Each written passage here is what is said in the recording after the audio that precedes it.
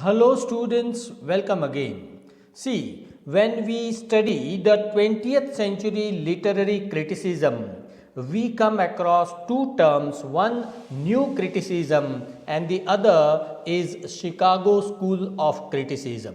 This Chicago School of Criticism was actually a reaction against the new criticism. If you examine the first half of the 20th century, we have new critiques, okay, but in 1940s onwards, that means in the mid 20th century, we find another group of critics known as Chicago critics. They are also known as neo-Aristotelians. Okay, they are also known as group of pluralists. Why they are group of pluralists, that I'll tell you in this video later.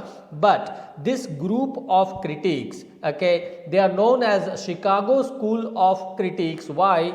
Because most of them were working in Chicago University as professors, as historians, as philosophers, okay, and they were not satisfied, they were not happy with the kind of evaluation and analysis which was done by the previous new critics of the first half of the 20th century. Okay, when this work History versus Criticism in the study of literature was published first in 1935, it is this date onwards that this new group of critics, Chicago critics, got popularity among the readers and scholars in English literature. Okay, now why they are known as neo-Aristotelians? Why? Because they believed that Aristotle was right in giving some, he has devised some new ways of new techniques of the analysis of the poem, how to interpret a poem in the best possible manner. So for that they got inspiration, they went back to Aristotle. Okay, so they are known as neo-Aristotelians.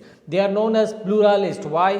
Because the new critics focused on the text. Okay, they tried to analyze the text, the words, paradoxes, meter and everything about the text. So their focus was single centered. But these pluralists, means these Chicago critics, they tried to examine a work of art from so many angles, and they derived different analysis. Okay, they derived different interpretations of the same work of art. So they are known as pluralist. Pluralist means many, plural means many. Okay, now who are the major critics in this group? Then remember this name, R.S.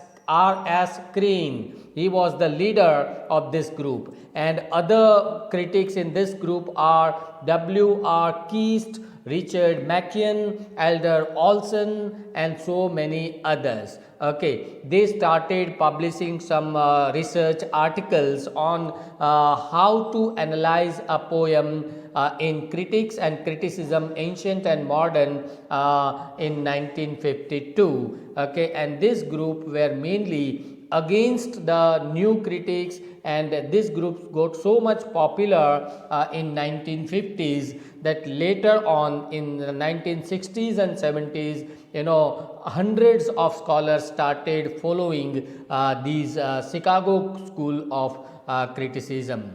Now, what are the major ideas expounded by Chicago critics? Then there are 5 things that you should remember. Number 1, these critics, they believed that the new critics are too much preoccupied with the textual analysis of the work of art. Okay. See, the new critics were the formalists. I have already uploaded one video on formalism. If you want to get more knowledge about new critics, you can watch this later on, my video on formalism.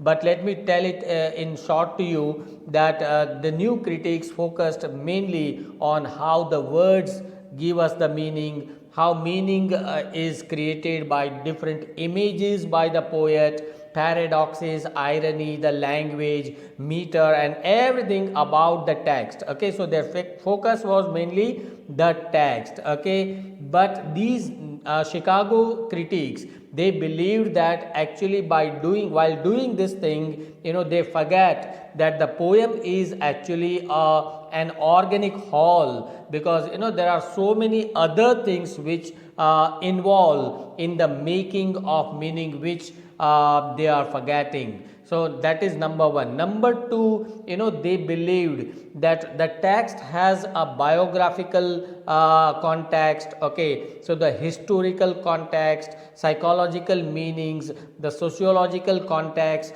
all. When you want to study a work of art, you need to study when it was published, the time period, so the history comes into the play.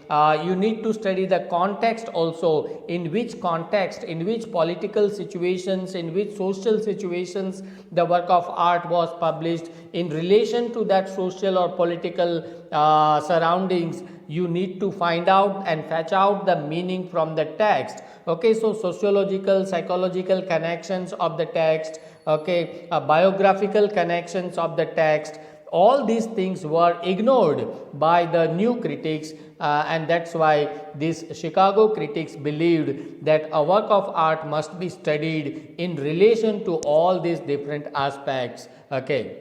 Number three, they believed that the work of art has mainly two functions. Okay, one is moral and the other one is aesthetic. Moral means the work of art, literature teaches us something. So it is the critic's job to find out whether this work of art conveys some good value or messages to the readers or not. And at the same time, literature must give aesthetic pleasure. Does it really delight the reader? So these are the two, to please and to teach. These are the two functions of a work of art. Now this Chicago school of criticism, these Chicago critics believed that the traditional critics, means he is talking about the 19th century critics. Okay, the 19th century critics were wrong in too much emphasis on moralism. Okay, you see, you read 19th century critics, there much emphasis on social reform, much emphasis on moralism was laid by the traditional critics. But the new critics were also wrong in their complete neglect of the moral concerns. So the Chicago critics suggested that moral aspect of the text must not be given too much importance in literature while doing the analysis, and at the same time it must not be completely neglected as it was done by the new critics. Okay. Number four, the textual analysis may be good with specific genres but may not be good with all genres. Okay, see, for example, if I am analyzing a sonnet, at one point of time I apply one technique while analyzing that sonnet. I cannot apply the same technique if I am analyzing an epic. Okay, so when there is a different genre, when there is a different type of literature, we must adopt a different technique, which the new critics failed to do, right? So that also was suggested by the Chicago critics. And last important thing is that they believed that Aristotle is our master. Aristotle has given some concepts of literature, of drama, poetry, tragedy, comedy and all, epic and all. Okay, and he has given some techniques of criticism which we must not ignore as the critics, and the new critics have actually ignored the traditional Aristotelian classical techniques of criticism. So all in all, the Chicago critics, they reacted against the new critics and their style of the interpretation of the works of art. All in all, it gained popularity in 1950s and 60s. So that's all I wanted to tell you on Chicago critics. I hope this video is helpful to you. Please do share it with your friends and classmates. Thank you for watching. Thank you.